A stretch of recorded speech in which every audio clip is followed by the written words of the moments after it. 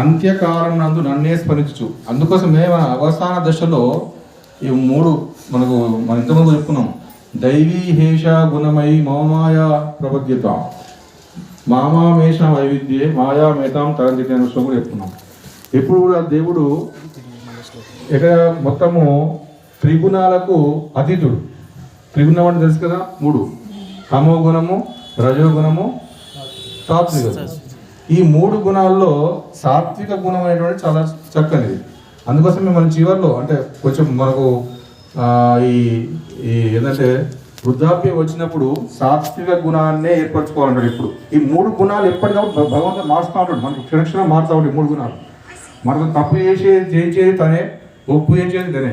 ఆ స్వభావంలో అంటే ఆ సమయంలో మనకి ఏ గుణం ఉంటుందో ఆ గుణం సంబంధించి మనం ప్రవర్తిస్తాం. మన ప్రవర్తన ఆ విధంగా మారుతూ ఉంటుంది. ఎప్పుడు కూడా ఈ మూడు గుణాలు ఒకే రీతి ఎప్పుడు ఉండవు. సాధ్యమైనందుకు ఎట్లా అంటే అభ్యాస వైరాగ్యం చేతనే సాత్విక స్వభావాన్ని అలవర్చుకోవాలనేటువంటిది ముఖ్యం. ఆ విధంగా అంత్యకాలేచ చివరి రోజులలో అంటే మనం చనిపోవడానికి చివరి రోజులలో అంతకాలేచ మామేవ స్మరణ్ ముక్తియా కలేవరం యః ప్రయాతి సమద్భావం యాతి నాస్త్యత్ర సంశయ. యాతి నాస్త్యత్ర సంశయ, ఇందు ఎలాంటి సందేహం లేదు. అంత్యకాలంలో ఎవరైతే చివరి అవసాన దశలో ఉన్నప్పుడు భగవంతుణ్ణి ఎప్పుడు ప్రార్థించున్నట్లయితే అతడు నన్నే పొందును, నన్నే స్మరించే దేహత్యాగం చేసిన వాడు నన్నే పొందును అని ఇందులో ఏమాత్రం సందేహం లేదని భగవంతుడు చెప్పడం జరిగింది. కాబట్టి మనకు అవసరం ఎప్పుడు భగవన్నామ స్మరణ ఎక్కువ చేయాలి. ఇది చాలా అభ్యాసయోగయుక్తేన చేతసా నాన్యగామినా పరమం పురుషం దివ్యం యాతి పార్థానుచింతయన్ కవిం పురాణమనుశాసితారం అనోరణీయాం సమనుస్మరేద్యః సర్వస్య ధాతారమచింత్య రూపం ఆదిత్యవర్ణం తమసః పరస్తాత్. 8వ శ్లోకము 9వ శ్లోకం చూడండి. అభ్యాస యోగ యుక్తేన చేత న్యాయం.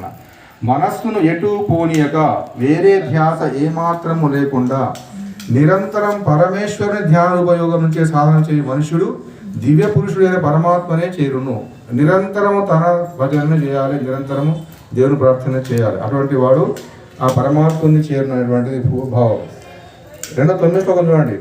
సర్వజ్ఞుడును సనాతనుడును అందరినీ శాసించువాడును అణువు కంటే సూక్ష్మమైన వాడును అందరినీ పోషించువాడును అచింత్య రూపుడును సూర్యుని వల్ల నిత్య చేతన ప్రకాశ రూపుడును అజ్ఞానాంధకారమును పారద్రోలు వాడును ఆయన సచ్చిదానంద ఘనపరమేశ్వరుని స్మరించువాడగు. ఎవరైతే అతన్ని ఈ విధంగా ఎప్పుడు ఎల్లకాలము ప్రార్థించినటువంటి అతడు ఆ దేవుడు ఎవరంటే సర్వజ్ఞుడు, ఆయన సనాతనుడు, అందరినీ శాసించేవాడు, అణువు కంటే సూక్ష్మమైన వాడు. దేవుడు అణువు కంటే అర్థమైంది ప్రతి అణువున వెలిసి ఉండే. ప్రతి అణువున మనం అణువున వెలిసిన దేవాలు పాడుకుంటాం.